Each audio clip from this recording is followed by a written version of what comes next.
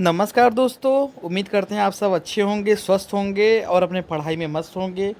सबसे अच्छी खबर आज मैं लेके आया हूँ आप सब के लिए। देखिए, मैंने आपको पहले ही बोला था कि देखिए, इंतज़ार हर चीज़ का होता है, लेकिन इसका मतलब ये नहीं कि आप इंतज़ार करते रह जाओगे और फिर वो चीज़ें आपकी छूट जाएंगी। एक ना एक दिन सब कुछ सामने आना है, एक ना एक दिन आपका रिजल्ट आना है और सब कुछ आपको दिखाई देगा, आपके सामने दिखाई देगा।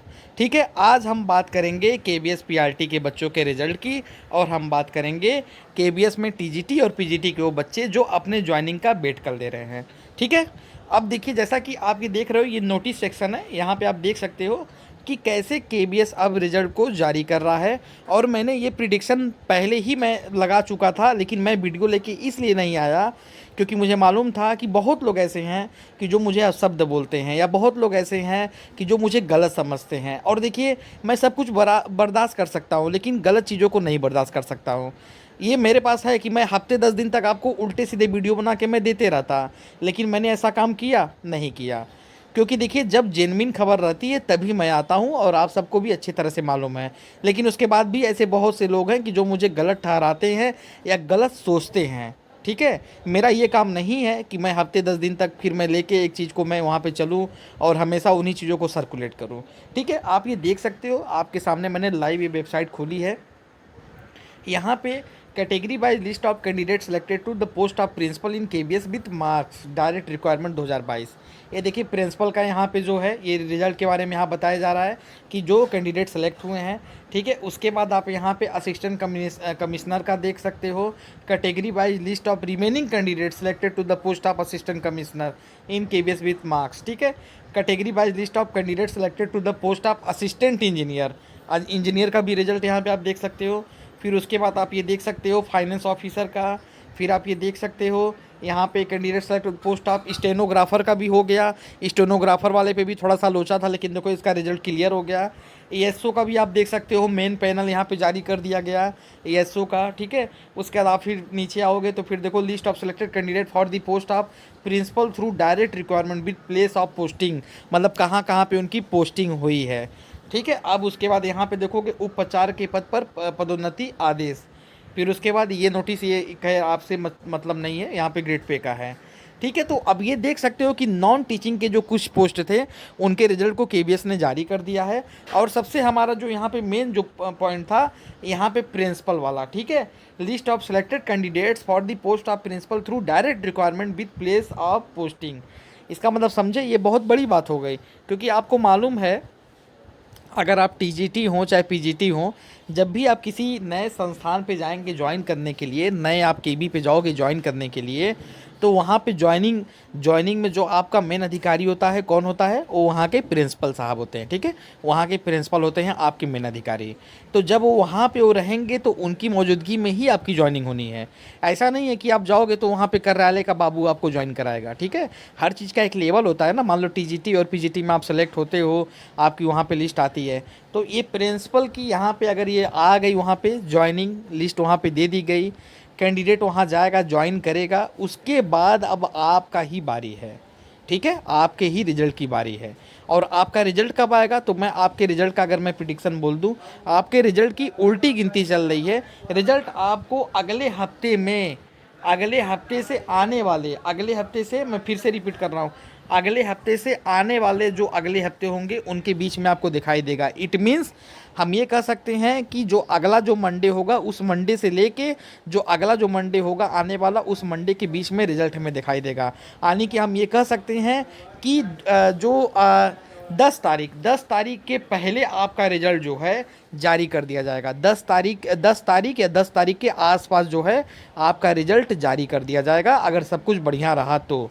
ठीक है, क्योंकि देखिए, प्रिंसिपल वहाँ जाएंगे, प्रिंसिपल वहाँ ज्वाइन कर लेंगे, उसके बाद आपकी ऐसा नहीं है, लिस्ट बनी हुई है, रिजल्ट बना हुआ है, मेन पैनल सब कुछ बना हुआ है, बस उसको नोटिस बोर्ड पे चस्पा कर देना है, फिर आपको जाना है ज्वाइन करने। यानी प्रिंसिपल के ज्वाइनिंग के बाद फिर आप लोग की होनी है। ठीक है, अब यहाँ पे सवाल ये उठता है कि सर पीआरटी वालों का क्या होना है?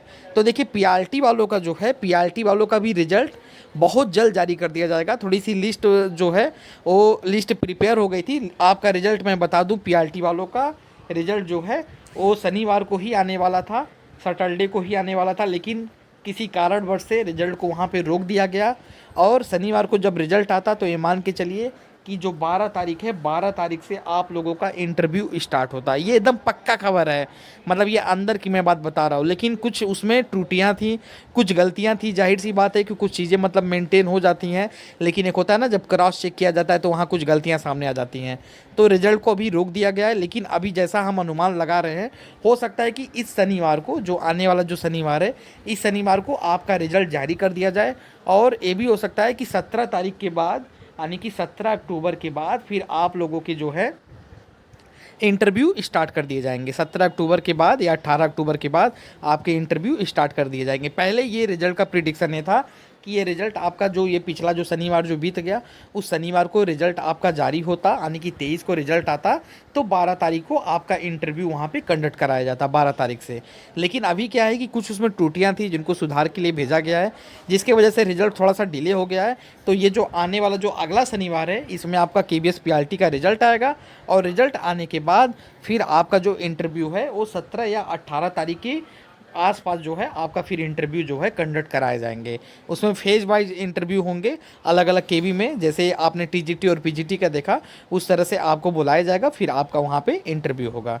ठीक है, तो ये आपके लिए एक अच्छी खबर है, क्योंकि सबसे अच्छी खबर ये है कि देखिए नॉन टीचिंग के जो है रिजल्ट धीमे धीमे क्लियर हो रहे हैं। अब यहाँ पे एक और सवाल होता है, लाइब्रेरियन वाले और भी जो स्टूडेंट्स हैं, जो अदर जो पोस्टेस हैं, कि सर हमारे रिजल्ट कब आएंगे। तो देखिए रिजल्ट सबके प्रिपेयर हैं, किसी भी चीज़ का एक तरीका होता है, ठीक है, धीमे धीमे रिजल्ट निकालने का।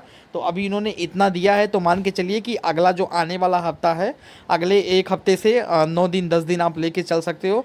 अगले 9 से 10 दिन में धीमे धीमे सबके रिजल्ट जो हैं जारी कर दिए जाएंगे, चाहे वो नॉन टीचिंग वाले हों चाहे वो टीचिंग वाले हों।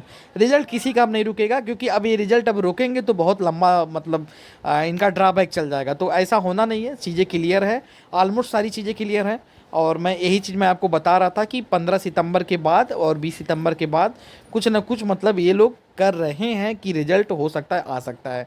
लेकिन बात ये है ना कि देखिए, ना मैं उसमें अंदर जाके बैठा हूँ ना आप जाके बैठे हैं, तो ये है कि जैसा वो लोग घूमेंगे वैसा वहाँ पे घूमना पड़ेगा हम लोगों को भी।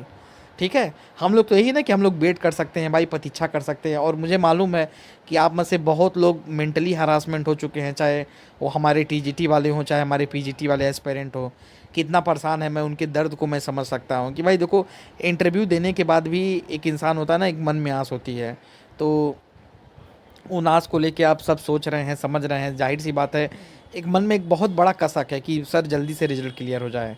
और मैं खुद मतलब उस चीज़ से मैं गुजर चुका हूँ, तो मैं जान रहा हूँ, ऐसा नहीं है, मैं आपकी मनोभाव को मैं पढ़ रहा हूँ। और PRT वाले बच्चों के साथ भी वही हुआ कि भाई कौन ऐसा बच्चा होगा जो फरवरी में एग्ज़ाम देने के बाद मतलब लगातार उतना दिन से वेट कर रहा अपने रिजल्ट का। तो जाहिर सी बात है कि मतलब एक शोषण की एक सीमा होती है, शोषण की सीमा को केबी ने लांघ दिया है। लेकिन मैंने एक बात ये भी बोली थी कि देखिए कभी भी होपलेस मत होइएगा, कभी डीमोटिवेटेड मत होइएगा, कभी डीमोरलाइज मत होइएगा, क्योंकि देखिए आज अगर आप हो जाएंगे तो कल आपका भविष्य बेकार हो जाएगा। आज आपको नहीं होना है, आज आपको मजबूती के साथ रहना है, दृढ़ता के साथ रहना है। आने वाला कल आपका होगा, रिजल्ट आपका होगा, ठीक है, और आप सक्सेस होंगे। आपने मेहनत की है, रिजल्ट आपका आया है, तो आपको सक्सेस से कोई नहीं रोक सकता है। हमेशा मैं एक बात बोलूँगा, थिंक पॉजिटिव गेट पॉजिटिव। हमेशा अच्छा सोचिए, अच्छा आप पाएंगे। बुरा कभी मत सोचिए, बुरा आपने नहीं किया है, ठीक है, आपने मेहनत की है, बरसों से तपस्या करके डिग्री हासिल की है, और उस डिग्री का ये नहीं है, वो डिग्री आपको सिला देगी और आपको अच्छी जगह पहुंचाएगी। ठीक है, कभी भी नेगेटिव नहीं होते। तो इसलिए जो आपने धैर्य और दृढ़ता बनाई रखी, उसके लिए आपको बहुत बहुत धन्यवाद आप सभी को। और धीमे धीमे वो चीज़ें आपकी, आप समझ जाइए कि आपकी ऊंचाइयों पे जा रही है। कुछ स्टेप और चढ़ना है, कुछ दिनों की बात है, रिजल्ट आपके क्लियर होंगे, आप भी इंटरव्यू देंगे। तो ये मान के चलो PRT वाले बच्चों की आप अगले शनिवार को रिजल्ट आएगा 17-18 से इंटरव्यू। बाकी TGT PGT का भी मैंने बता दिया, और जैसे भी मुझे कोई और सूचना मिलती है तो मैं आप सबको बताता हूँ। हाँ, थोड़ा सा मैं माफ़ी चाहूँगा कि मैं समय से वीडियो नहीं ला पा रहा हूँ। उसके पीछे कारण ये है कि देखिए हमारे पास भी, हम एक शिक्षक हैं, ढेर सारी जिम्मेदारी हैं, कॉलेज जाना, बच्चों को क्लास लेना, लैब कराना, चाहे पार्ट 1 के बच्चे हों, चाहे पार्ट 2 के हों, चाहे पार्ट 3 के बच्चे हों। हायर एजुकेशन में एक जिम्मेदारियाँ होती हैं।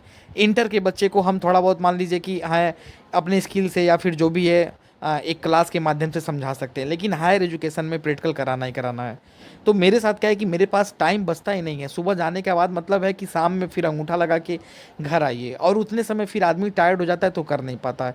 ये कंडीशन हो गई। दूसरी कंडीशन, मैं अपने मकान का भी निर्माण करवा रहा हूँ, तो उसमें भी मुझे थोड़ा वक्त देना पड़ रहा है, इसलिए मैं समय से मैं वीडियो लेके नहीं आ पा रहा हूँ। लेकिन ये नहीं कि आप ये मत सोचिएगा कि सर हम लोग को छोड़ दिए, साथ साथ नहीं दे रहे हैं, किनारे हो गए, ऐसा कुछ नहीं है दोस्तों। मैं आपके साथ पहले भी था, आज भी हूँ, कल भी रहूँगा। कल आपकी जब जॉइनिंग होगी तो मैं भी वहीं पे रहूँगा, आप मुझे याद करेंगे तो मैं वहाँ आ जाऊँगा। ठीक है, मैं पहले भी था और आज भी हूँ और हमेशा मैं साथ रहूँगा। क्योंकि देखिए मैंने बताया था कि ये यूट्यूब यूट्यूब के नाम पे ये मेरा ये धंधा नहीं है कि मैं आपसे जुड़ा हूँ, ये दिल से जुड़ा हुआ धंधा है। ठीक है, दिल से मतलब दिल से हमारी चीज़ें कनेक्टेड हैं, और ये है कि भाई आपके अगर मैं सुख में रह रहा हूँ तो आपके दुख में भी मैं रहूँगा। तो ये मत सोचिएगा कि सर कहीं चल जाएंगे, सर आज कल भी थे, आज भी हैं और आगे भी रहेंगे। ठीक है, आज के लिए इतना ही। बहुत जल्द आप सबसे मुलाकात होती है। बहुत बहुत धन्यवाद।